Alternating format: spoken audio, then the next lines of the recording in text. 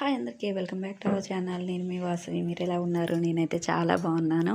ఇంకా ఈరోజు మంచి రెసిపీ ఏంటి అంటే రొయ్యల బిర్యానీ. ఈ వీకెండ్ ఇంకా ఏం చేసేద్దాం ఆలోచించడానికి ఏం లేదు.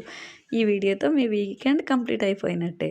ఎప్పుడు బిర్యానీ అంటే చికెనేనా, అందుకే ఈసారి స్పెషల్గా రొయ్యలతో చేస్తున్నా అనమాట ఈ వీకెండ్.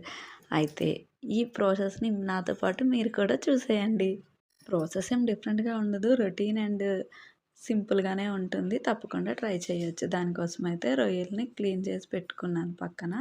అండ్ మనం తాలింపు కోసం అయితే బిర్యానీ దినుసులు, ఆనియన్స్ అన్నీ వేసి, అలానే అల్లం వెల్లుల్లి పేస్ట్ వేసి బాగా వేగనివ్వాలి. ఆనియన్స్ అనేవి బ్రౌన్ కలర్‌లోకి వస్తేనే బిర్యానీ ఎప్పుడైనా టేస్ట్‌గా ఉంటుంది. ఇంకా అవి అన్నీ అయినాక మనం పక్కన క్లీన్ చేసి పెట్టుకున్న రొయ్యలను కూడా వేసేసి అందులోనే ఉప్పు, పసుపు వేసి బాగా కలపాలి. రొయ్యలు అనేవి దగ్గర పడినాక మనం ఒక గంట ముందు నానబెట్టుకున్న బాస్మతి రైస్ని నీట్గా క్లీన్ చేసుకొని ఆ రైస్ని కూడా యాడ్ చేసుకోవాలి.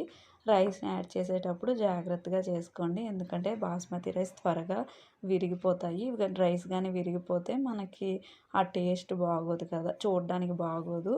అందుకనేసి నీట్గా వేసుకోవాలి. అండ్ బాస్మతి రైస్ వేసాక బిర్యానీకి సరిపడా సాల్ట్ని నేను ఇప్పుడు యాడ్ చేసుకుంటున్నా. పసుపు, ఉప్పు అనేవి రొయ్యలకి మాత్రమే సరిపడేటట్టుగా వేసుకొని ఇప్పుడు మిగతాది గరం మసాలా, బిర్యానీ మసాలా, అలానే ఉప్పు, పసుపు, కారంతో పాటు కొంచెం మిరియాల పొడి కూడా యాడ్ చేసుకున్నాను.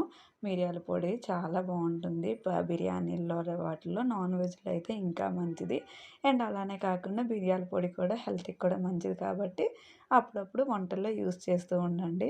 ఇంకా మెయిన్ థింగ్ ఏంటి అంటే మనం బిర్యానీస్ లేకపోతే పులావ్స్ ఏవైనా చేసినప్పుడు వాటర్ అనేది ఫస్టే యాడ్ చేసేయకూడదండి. మనం రైస్ వేసి రైస్ కొంచెం వేగాక కొంచెం అడుగంటుతుంది అన్న టైంలో మనం వాటర్ యాడ్ చేసుకుంటే బాగుంటుంది.